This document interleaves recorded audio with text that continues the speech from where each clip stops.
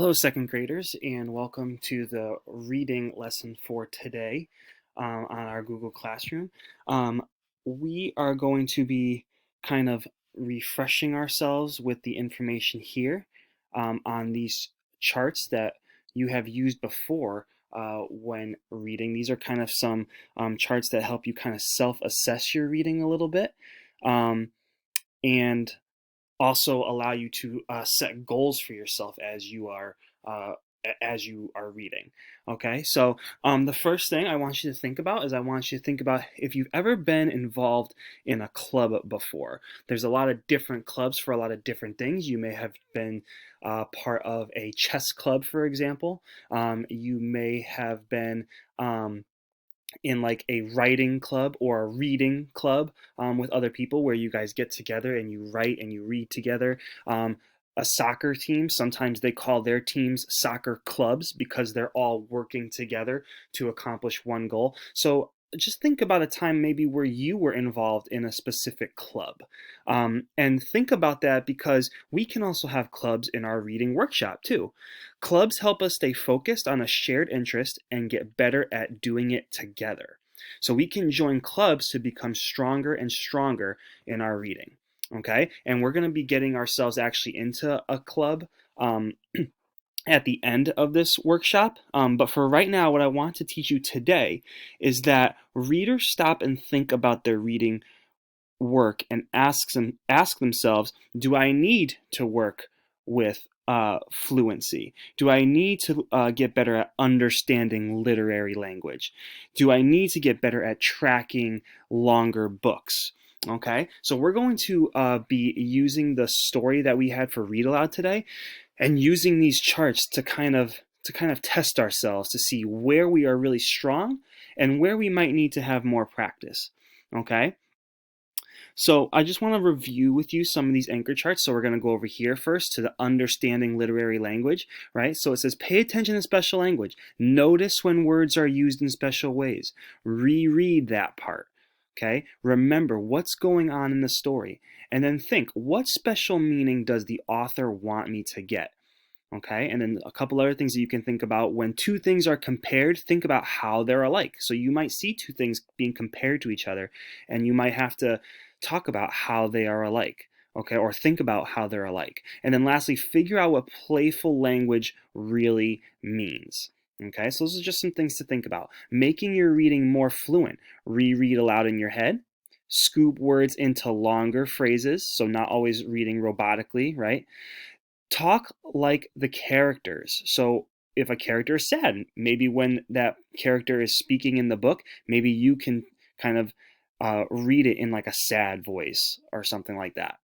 Make your voice match the mood. Again, just exactly like the same example that I gave you. And then read with a just right pace, not too fast, but also not too slow. Okay. And then lastly, keeping track of longer books. Ask your same book partner for help. Now that might be a little hard because we're all at home, but there's a bunch of other people that you can ask for help, I'm sure, in your household. Okay. Determine what's important. What is the most important part of what you're reading? When you get off track, stop, reread, and answer questions. And then lastly, write notes to help you keep track. This is a very good strategy that Mr. Pegalo loves to use, writing notes to help you kind of keep track of what happened. So when you stop, you can write yourself a note and talk about what happened, and then the next time you read, you'll remember what happened in the previous pages. Okay? So those are the charts that we are going to be working with a lot. Okay? And as you read, I want you guys to use these charts as well when you're reading so that you can self-assess and set your goals. Okay? So I'm going to set you up with other students who pick the same chart as you so that you can work together toward your goal and you'll be your own little reading club. So if you really feel like at the end of this workshop that you need to work on making your reading more fluent, I'm going to pair you up with other students who also feel that same way, and you guys will be your own little reading club. Okay? All right, so I want to go and use some of the parts of the read aloud that we read today. So happy like soccer. Okay? And so I'm going to try and see if I can read some of these parts in the story and use the charts to kind of help me. Okay? So first the one I'm going to do, it's always good to like look at all of the charts and go one at a time. So right now I'm going to read this story and I'm going to see if I can understand any literary language that might be in there. Okay, so this was the first page of the story that we read today. So, oh, I'm sorry, on the wrong slide. This is the first page that we, in our book that we read today. So the beginning sentence in our story says, "Nothing makes me happy like soccer. Picked for this new team with these shiny girls." So I do see some literary language. Okay, I do see some literary language, and I think it's right here, shiny girls. And I'm kind of wondering what that might mean. Okay, so I know the girls aren't actually shiny. So I know that the author is using literary language. So I can think, what special meaning does the author want me to get? Okay, so let's go back to our chart for a second. And that's one of the things right here for literary language. What special meaning does the author want me to get? So I'm going to read it one more time. Nothing makes me happy like soccer, picked for this new team with these shiny girls. Think along with me. What does she really mean here? I'm going to give you just a second to think about what do you think the author really means?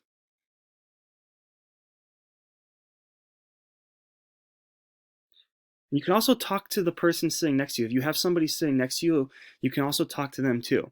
So what special meaning does the author want me to get? I think that the author means that these are new friends for Sierra, who is our main character.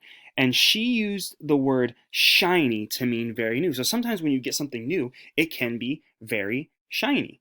Okay, so did you see how I used the chart to kind of help me practice some reading work to check myself to see if I can do it?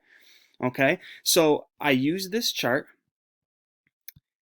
to help me understand literary language. I knew that there was some literary language there, and I thought to myself, what special meaning does the author want me to get? Okay, so I might be okay with this one. I might be pretty good at understanding literary language, but I'm going to try the other two and just to make sure. Okay, I'm just going to try the other two just to make sure that maybe one of these is one that is a lot harder for me. So I'm going to move on. I'm going to go to the making your reading more fluent. Okay, so I'm going to pull up another page from our book, and I'm just gonna read this one and see if I'm really fluent in my writing, or in my reading, excuse me. So it says, "My shoes have flames, and my ball spins on this spread out sea of grass with no weeds, fields with no holes, and real goals.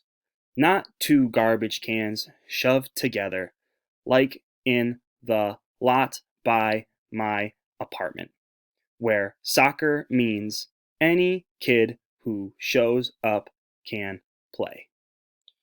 Okay, so I just finished reading that, and that was a really long sentence. And I kind of feel like my voice didn't sound very smooth. So what can I do to make it smoother? Okay, well, that has to do with fluency. So I'm going to go back to my fluency chart and I'm going to look at it. Reread aloud in your head. Okay. Scoop words into longer phrases. Maybe I can try that. Maybe I can try scooping words into longer phrases. It seemed like I went word for word when I was reading. So let me try and scoop a bunch of words into bigger phrases. Let me try this again. My shoes have flames and my ball spins on this spread out sea of grass with no weeds, fields with no holes, and real goals. Not two garbage cans shoved together like in the lot by my apartment, where soccer means any kid who shows up can play.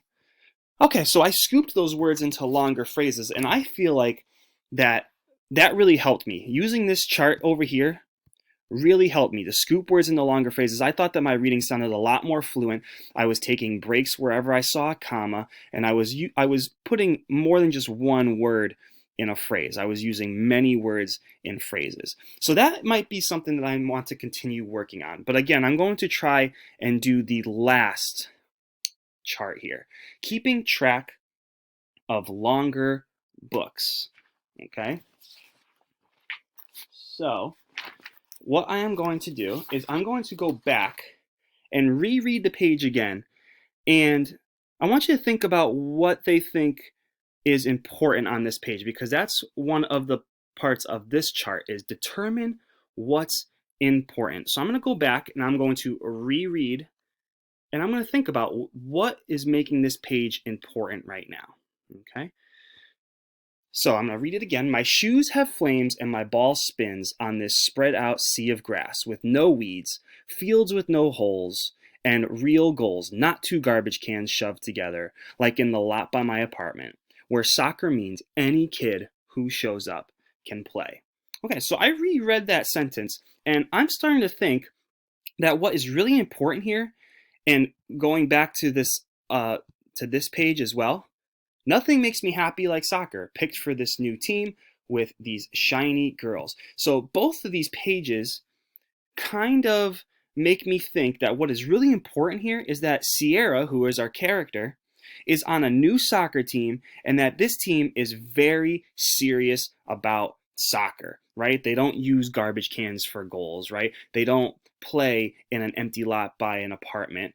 Okay, there's no holes, there's no real goals. So this is a real soccer team, and Sierra is a new member of this soccer team. So I think that's what the author is trying to get me to understand. And I realized that by rereading the pages and then checking my chart and determining what was important. So that one was pretty easy for me too. So I think that if I had to focus on any one of these three charts, for me it would be practicing making your reading more fluent. So when I'm reading today, when I'm doing independent reading, I'm going to keep referring to this chart and I'm going to see how I can make my fluency in my reading a lot better.